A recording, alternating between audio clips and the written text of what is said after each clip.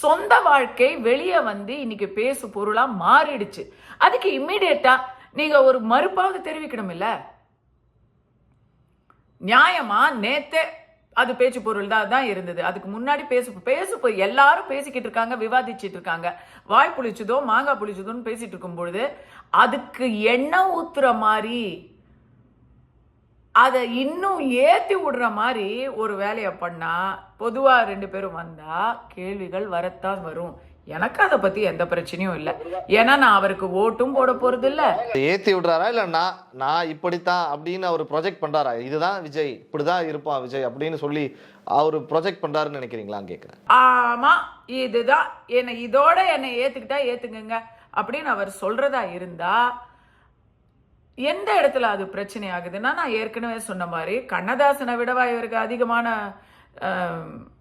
இப்ப இங்க வந்து எந்த பழக்கம், முதல்ல அதை டிஸ்க்ளைமரை சொல்றோம். நம்ம வந்து யாருக்கும் பழக்கம் அப்படின்லாம் நான் எதுவுமே நான் சொல்லலை.